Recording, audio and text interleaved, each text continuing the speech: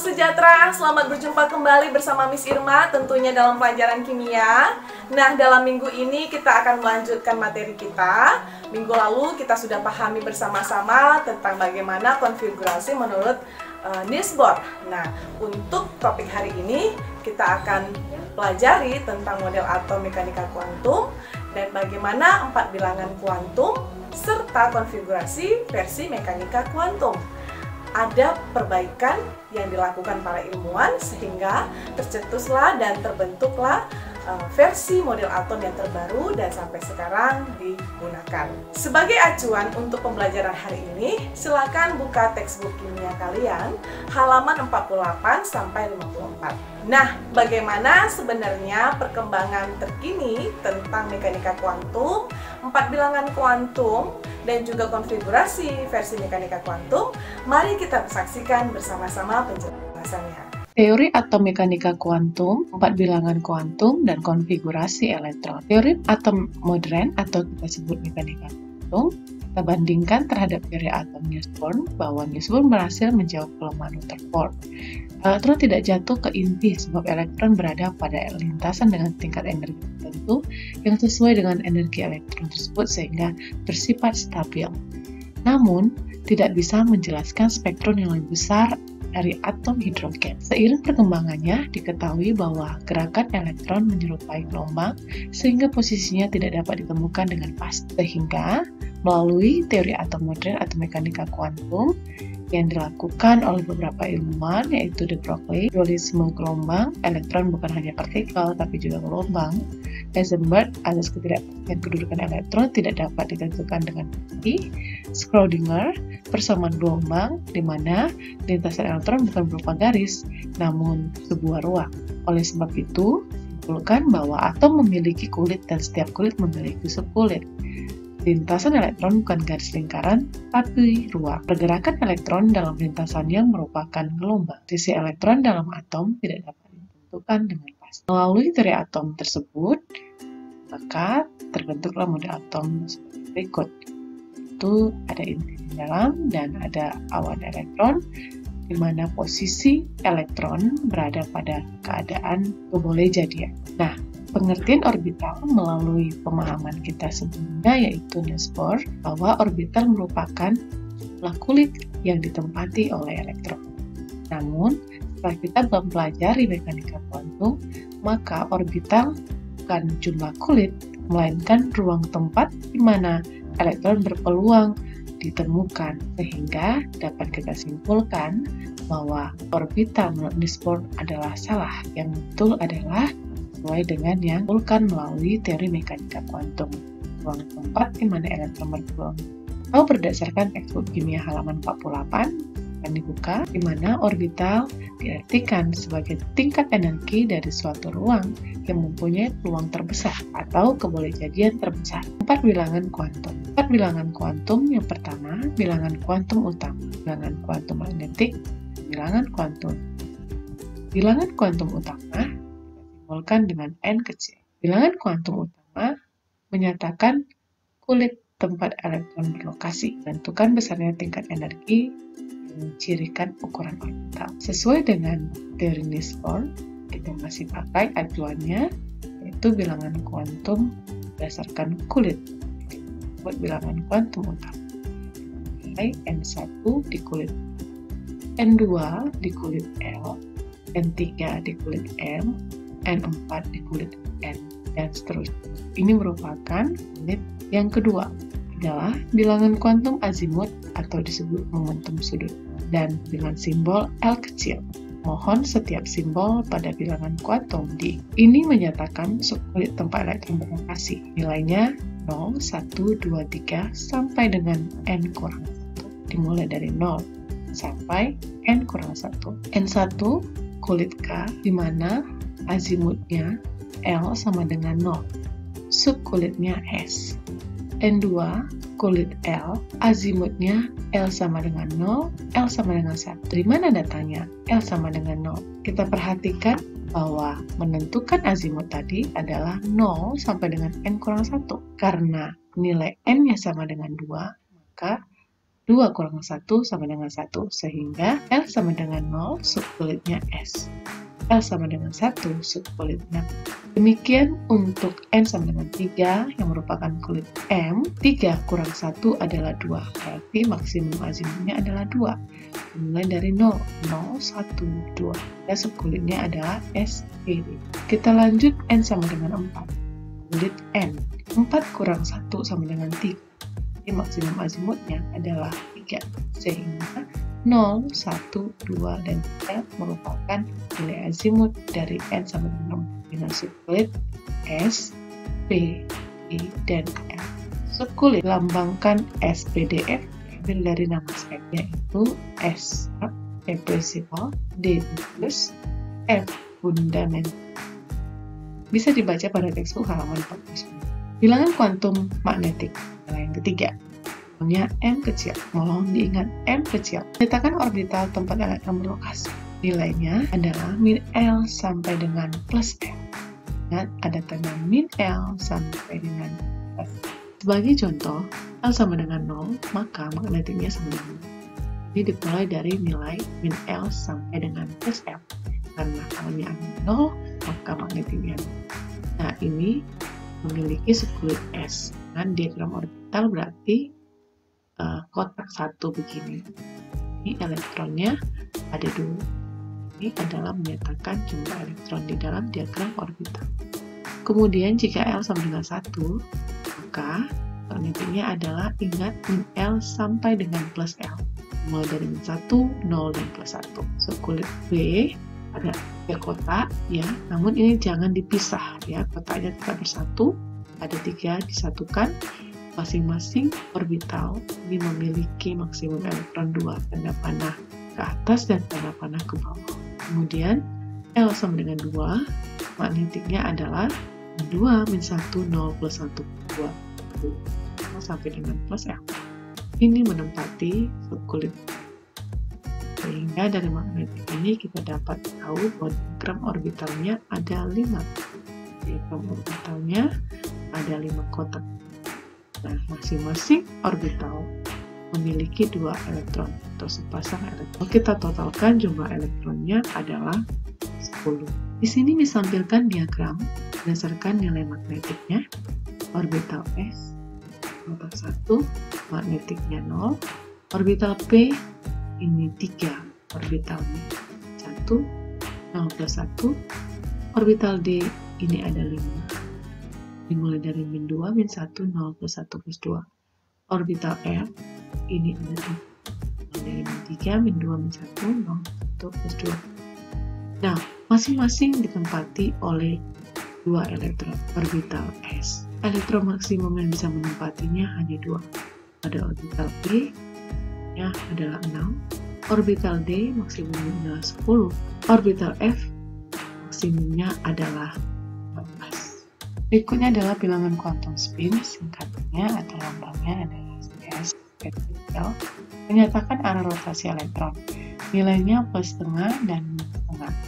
Ini berdasarkan diagram orbitalnya, tanda panah ke atas plus setengah, tanda panah ke bawah minus setengah. Setiap elektron dapat berputar pada sumbunya sesuai dengan arah jarum jam atau berlawanan arah. Untuk membedakan arah putarnya, maka diberi tanda positif dan negatif. Sebagai contoh, tentukan nilai bilangan kuantum azimut, magnetik, dan spin pada kulit kedua, yaitu N sama dengan 2. Berdasarkan pemahaman kita tadi, kita mulai dari bilangan kuantum utama sebagai tolak ukurnya, yaitu N sama dengan 2. Maka untuk menghitung L, ingat, azimut dimulai dari 0 sampai dengan N kurang 1. Berarti di sini L sama dengan 0 sampai dengan N kurang 1. Sehingga 0 sampai 2 kurang 1 berarti azimutnya adalah 0 dan 1. Oke, dan kemudian kita lanjutkan dengan magnetik. Magnetik adalah min L sampai dengan plus L. Karena dia ada 2, yaitu 0 dan 1. Kita bahas satu-satu. Untuk L sama dengan 0 dulu. L sama dengan 0, sehingga magnetiknya sama dengan 0. Ingat, L sampai dengan plus L. Karena dia 0, otomatis magnetiknya sama dengan 0. Kemudian L sama dengan 1, maka magnetiknya -1, 0, dan +1. Ini adalah plus setengah dan minus setengah. Kita berasumsi memiliki elektron yang penuh pada setiap orbital. Ya, notasinya kita tulis secara lengkap, plus setengah dan minus. Berikut adalah soal yang harus kalian jawab. Tentukan L, M, dan S pada ketiga. Sangat lengkap dengan Nah, di sini ditampilkan semua tabel di mana keterangannya untuk kulit K, bilangan kuantum utamanya N. Nah, bilangan azimutnya, ingat, karena dia memiliki rumus 0 sampai dengan N kurang 1, maka azimutnya sama dengan N kurang 1. 1 kurang 1, 0. Kemudian kita lanjutkan menghitung bilangan kuantum magnetik. Bilangan kuantum magnetik sama dengan 0 didasarkan dari L sama dengan 0. Di diagram orbitalnya langsung digambarkan. Nah, kemudian bilangan kuantum spinnya tulis plus setengah minus setengah. Sekarang menentukan jumlah orbital. Jika pada Bohr minggu lalu kita menentukan orbital berdasarkan kulitnya, jumlah kulitnya, maka kita harus mengubah data. Ya. Nah, di sini jumlah orbital merupakan ruang kebolehjadian elektron berada. Nah, ini diagram ini kita anggap sebagai jumlah orbitalnya, sehingga kita tulis jumlah orbital pada kulit pertama sama dengan 1. Jumlah elektron pada K sama dengan 1 adalah 2 dari tanda panah naik dan turun yang ada pada diagram orbital. Nah, di sini ditampilkan diagram orbital 1s, 2s, 2p, 3s, 3p, dan seterusnya. Di mana masing-masing orbital menempati maksimum 2 elektron. Kita lanjut konfigurasi elektron mekanika kuantum. Nah, ini didasarkan oleh 4 bilangan kuantum yang sudah kita pelajari tadi dan memiliki aturan-aturan. Yang pertama, aturan Aufbau, di mana pengisian elektron dimulai dari energi rendah ke energi tinggi. Kemudian elektron-elektron yang terdapat pada kulit yang sama belum tentu memiliki energi yang sama, tergantung pada subkulit. Jika energi sebanding dengan N tambah L, bilangan kuantum utama ditambah azimut. Nah, kulit elektron dan energi rendah ke tinggi, dan kulit SPD. Menuliskan konfigurasi elektron versi mekanika kuantum ini didasarkan oleh deret pancaran cahaya. Ini didasarkan pada penjelasan aturan Aufbau. Ya, ini sudah disusun berdasarkan pengisian elektron dari energi rendah ke energi tinggi. Itu dimulai dari 2, 2s2, 2p, 6, 3s2,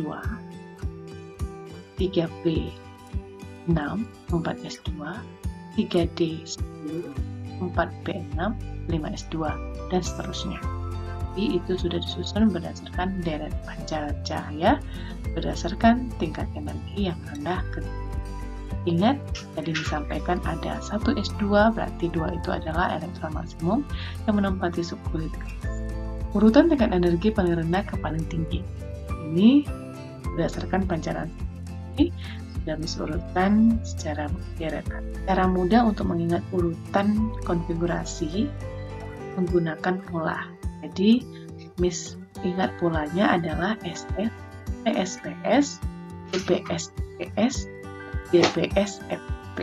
Nah, polanya SS, PSPS, DPS-DPS, FDPS.